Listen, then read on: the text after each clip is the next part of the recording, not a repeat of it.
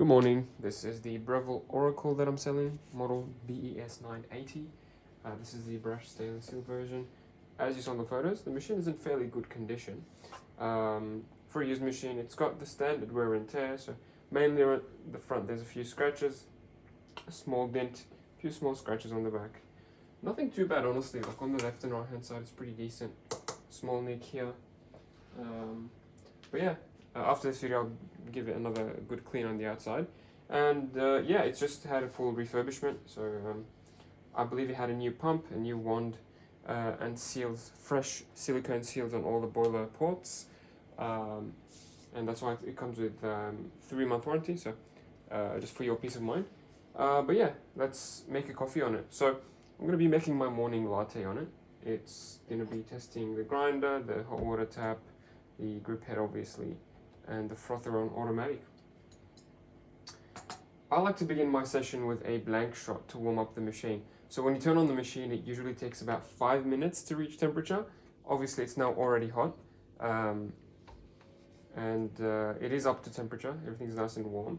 But let's say you just turned it on and it's finished heating up. Instead of making a coffee right away, which is fine, you can do that, but instead of doing that, I like to either let it sit for another 10 minutes just to keep things warm. You put your cup on here and it'll get warm as well because the top lid is middle and it'll get the heat from the boilers. And also your portafilter will be nice and hot after a few minutes. But if you're in a hurry, you don't want to wait 10 minutes. You can just run a blank shot. So get your cup, put it underneath and press a single or double button. Anything from 10 or 20 seconds should be more than enough. That's just to warm up the portafilter and cup quickly. Actually, I'm just going to reset it to factory settings, just so we can have a fresh start. So to do that, I'm going to reset. There we go.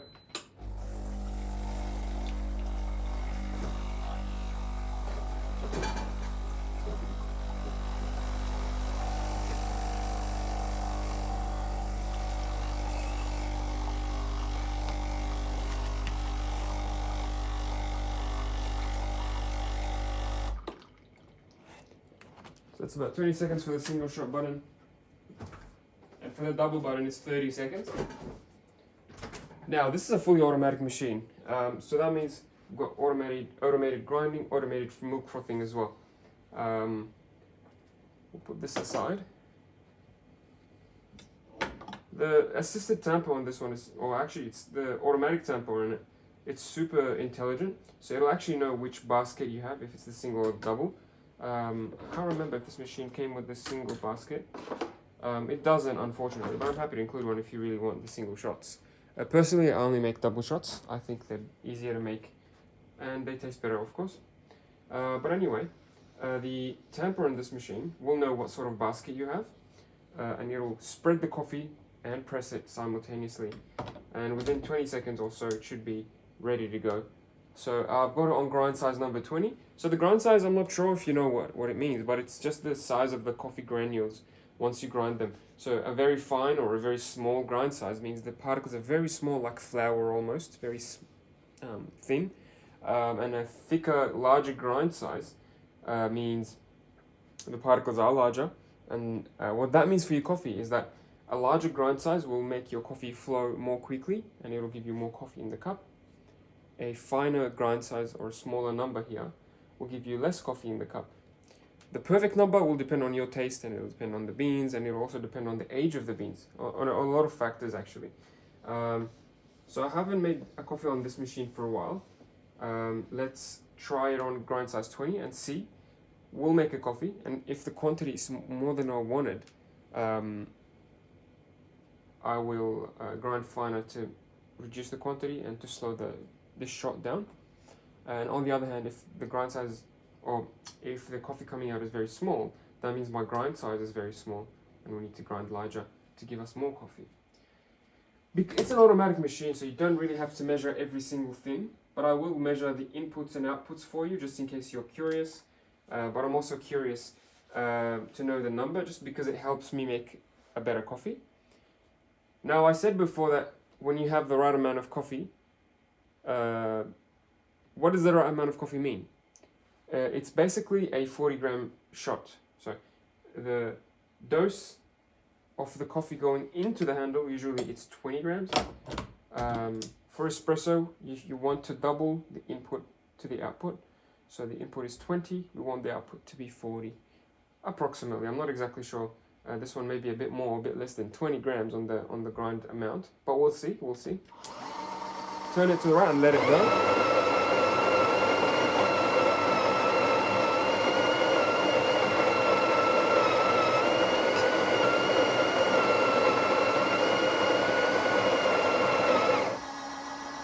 There we go. It's done, and then you take it out. It's nice and polished. Beautiful work. I had to do zero effort there. Sometimes there's a little bit of loose coffee, just like here on the edge. Just give that a quick wipe, and that's about it. I would guess this is about 22 grams. It's 20 and a half. So this is 20 grams, like I suspected. So that means the output should be about 40 grams. The double button, I will use the double button for the double basket because we're doing a double shot. It goes for 30 seconds. As you saw before, this went for 20 seconds. The double will go for 30 seconds. And in that 30 seconds, hopefully we should be getting about 40 grams of coffee. If we get much more or much less, we'll change the grind size. But for now, let's just test it as is. You also have a hot water tap here. That's for a few things. You can use it to make a long black Americano coffee.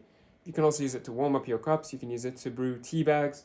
I use it to help me add sugar to my cup. So when I add sugar, I need to add a little bit of hot water to help the sugar dissolve with the espresso. That's what I use it for. And it gives you really clean, really hot water straight from the boiler, bypassing the group head so you don't have any group head, any dirt or coffee in your hot water. Now, I'm going to measure the output.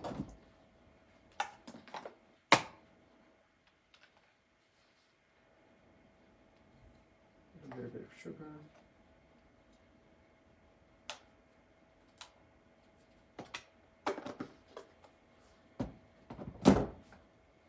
If I were to guess, I'll probably guess that the the brew time will be a bit slow, or the speed will be a bit slow, just because it looks like it was fairly compacted very well in there. So maybe the grind size needs to go up a little bit, but that's just me guessing. Let's make a coffee. So my scale is on 0. We'll press the double button. We'll see what happens. It's a dual boiler machine, so you can actually always brew and steam at the same time.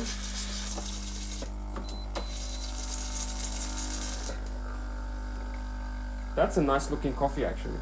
It started flowing at about 8 to 9 seconds. It's flowing at a good rate. It's symmetric and it's coming very nice and smooth out of the two spouts. We'll let it go for the full 30 seconds and measure. It could be a good shot actually. There you go. We've got a good amount of crema and it stopped right at 30 seconds. Let's measure. Okay, so this is about 50 grams. More than I wanted.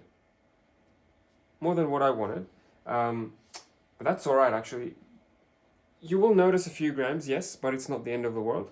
If you want to be perfect, if I were to be perfect, I would do it again and I would grind maybe 1 or 2 numbers finer, and that will bring down the speed. So now we've got 50 grams in 30 seconds. If I grind 1 or 2 numbers finer, it'll bring it down to 45 or 40 grams in 30 seconds. But yeah, this is definitely a drinkable shot, especially if you add sugar and especially if you add milk. So yeah, this looks like a good shot. I'm not going to do the shot again because you'll get the machine, you'll be using different beans and you'll be using different roast maybe. So it doesn't really matter if I change. If I make my grind settings perfect, you could get the machine and then they're not perfect for you.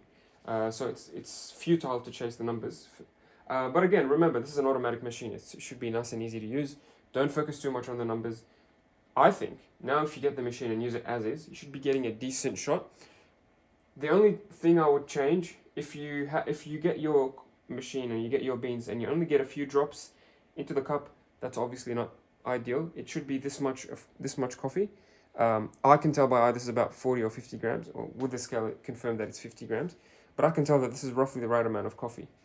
If my coffee stops here, if it's like halfway through the cup, that's obviously too much coffee for an espresso. It won't be tasting good. If I have a few drops or very little amount of coffee, that won't be tasting good either, because again, too little. For an espresso, anything about 1 to 1 or 1 to 3 should be good. But yeah, 1 to 2 is the standard. Enough talking, that's my shot, nice and done. Now we'll do the milk to convert this into a latte. I don't know if this machine comes with a jug, it probably doesn't, but I'm using my own jug here, filled about halfway with cold full cream milk. Just below the spouts is the recommendation. Oh, sorry, the spout line here, that's where I filled it. And yeah, here you've got the settings for the temperature for the milk and the level of froth. I'm going to put it on the maximum froth just to give you an idea of what the maximum froth is on this unit. And then I'll put it on 65. I'll put it on the maximum froth. I like to give it a purge before, so just to get rid of the water condensation. One more thing is that this machine is automatic, yes, but you can use it in manual mode. If you lift this up, you can froth your milk like a barista, and practice your latte art skills, which is a very nice feature to have. Not a lot of automated machines have this feature. And then I'm going to put it down now. 65 degrees, maximum froth. Let's see what it can do.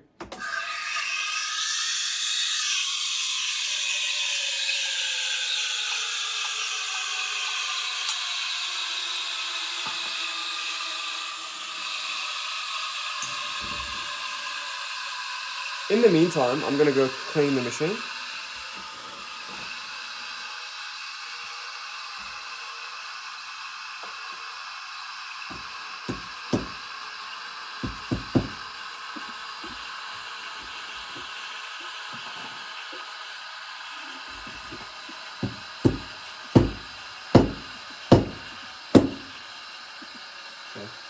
Few knocks, the coffee is pressed down very tightly, but yeah, I would invest in a knock box honestly.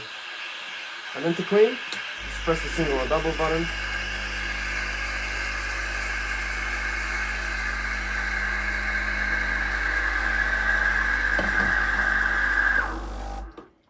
There we go. To flush, just press the single or double button. Make sure you go for at least 10 seconds just to wipe the shower screen, to flush the shower screen, to flush the coffee on the basket, turn it around a few times to get the different angles, and after that it should be nice and clean. But if you want to go the extra mile, just give it a wipe with a tissue. Now, as you saw, the milk is finished. Don't let it sit for too long. Take it out, give it a good wipe with a tissue or a towel. I'm going to wipe it again, but I'm just going to wipe it once with the tissues because I don't have a towel on me. I've made the mistake of rushing into this empty-handed.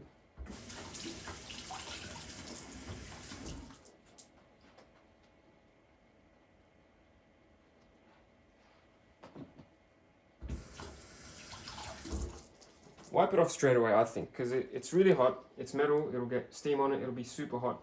So the sooner you clean it, the easier it is to clean. If you wait until tomorrow, it'll be nice and thick and stuck onto the metal. You'll have a layer of milk, like a crust of milk, that's very difficult to remove. So the sooner you clean it, the better. And then when you push it down, the machine is smart enough to auto clean the holes.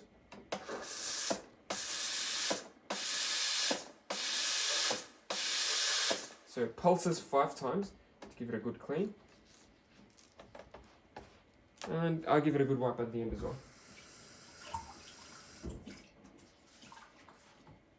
That's my milk done. Let's not let it sit for too long, otherwise it'll get flat. But it looks pretty good actually, it looks very thick.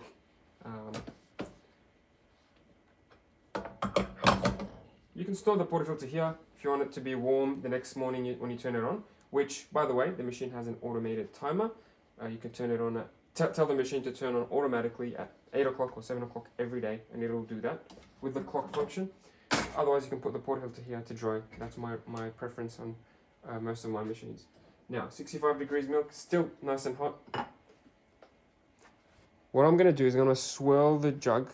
Let's do this over there, actually. I'm going to swirl the jug on the counter to mix it up, and then I'm going to knock it on the counter to break any of the big air bubbles. Doesn't have too many big air bubbles, actually. But yeah, I would just swirl it to give it a good mix, and then I'm going to start pouring. Not too bad, Breville, not too bad.